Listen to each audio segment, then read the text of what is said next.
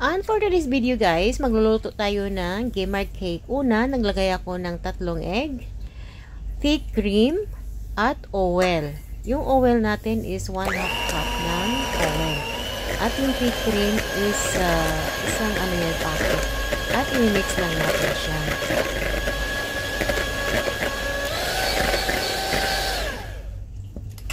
At pagkatapos nating i-mix, maglagay tayo dito ng sugar. At ang sugar natin is 1/2 cup na sugar. Kasi yung sugar nila dito guys, hindi siya matamis masyado. Hindi gaya sa Pilipinas na talagang matamis siya. At ito yung ating all-purpose flour na 1 cup and 3 spoon na flour. At naglagay ako dyan ng 1 teaspoon na baking powder and 1/2 teaspoon na vanilla powder. Ayan.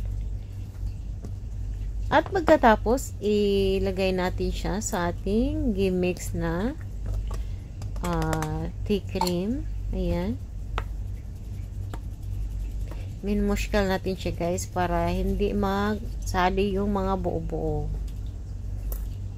At pagkatapos, naglagay ako dito ng powdered milk na 3 spoon. Ayan, naglagay din ako dyan ng powdered milk.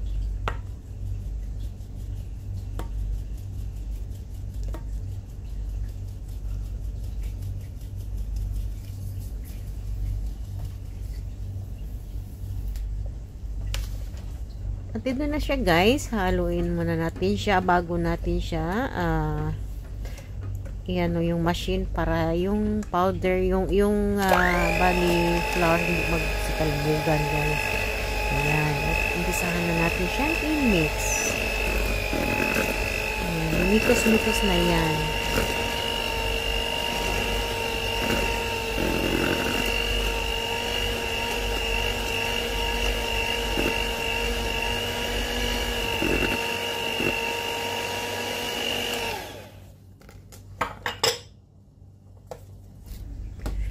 Ayan guys, pinahinga muna natin ating kamay kasi medyo masakit na.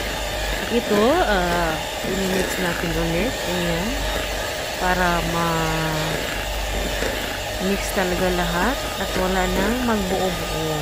Ayan.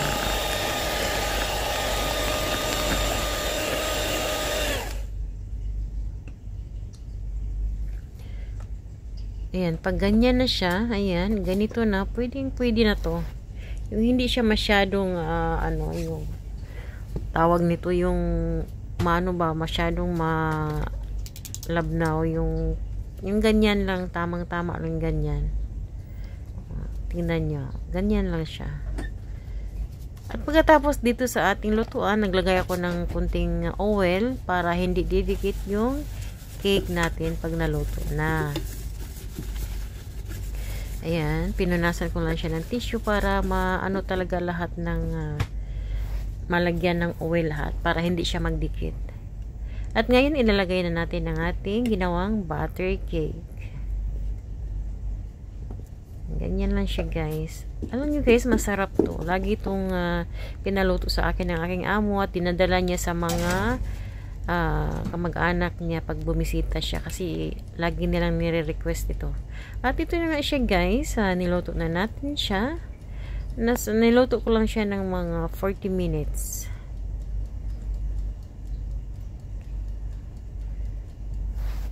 Ganyan lang siya guys.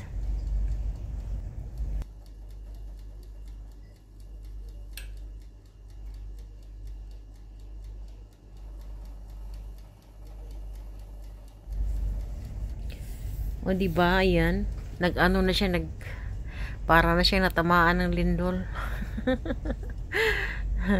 Ayan, at ito, luto na nga siya guys, at tinanggal ko na siya sa oven. At, ayan, kailangan ko na siyang baliktarin. Ayan yung likod niya guys, ayan na siya.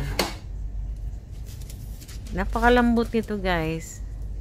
At yan, nilagyan ko siya sa ibabaw ng baking paper at ating ipaharap na siya. Ayan. Ganyan lang siya guys. And that's it for today. Thank you for watching. Bye. Salamat. Please like and leave a comment kung nagustuhan mo.